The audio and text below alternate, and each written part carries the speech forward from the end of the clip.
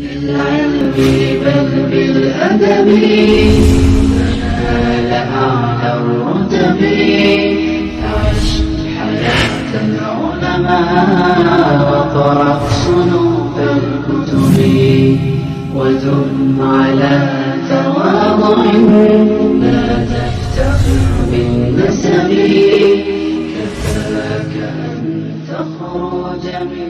دنيا رسول الله وعلى آله وصحبه أجمعين تقل جتم النجل من الأرض من محمد صلى الله عليه وسلم يوتر بن هند يوتي كوي أذكار المساء وني جنت تقول الله كيكيده سيوني ندو جنت تهين الله دنيا هين براجي الله مورد من الشيطان ودي جنتاكو آية الكرسي يندم جنجيدو كدي جنغا قل هو الله أحد لا بتتي قل أعوذ برب الفلق لا بتتي قل أعوذ برب الناس لا بتتي بيا رضيت بالله ربا وبالإسلام دينا وبمحمد صلى الله عليه وسلم نبيا كدي بيا اللهم بك أمسيت وبك أصبحت وبك نحيا وبك نموت وإليك المصير كدين بيا تقلوا ربي أمسيت على فطرة الإسلام وعلى كلمة الإخلاص وعلى دين نبينا محمد صلى الله عليه وسلم وعلى ملة إبراهيم حنيفا وما كان من المشركين بيا لا إله إلا الله وحده لا شريك له له الملك وله الحمد وهو على كل شيء قدير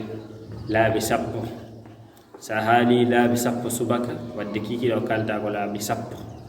ولا بيا لا إله إلا الله وحده لا شريك له له الملك وله الحمد وهو على كل شيء قدير لا بتعمل رسابين سبك يوني اي كدي نودي دو وجري كالتا كدي بسم الله الذي لا يضر مع اسمه شيء في الأرض ولا في السماء وهو السميع العليم اي ولو دعاء كدي كمجو ندو نفاي بويده سبكا اكيكيده اي ود كدي نبي اللهم ما أمسى بي من نعمة فمنك وحدك لا شريك لك ولك الحمد ولك الشكر كم سيد الاستغفار وني لام دو ووجي لام دو ووجي دي غاندولاني يافنوري الله اي وني بيا اللهم أنت ربي لا إله إلا أنت خلقتني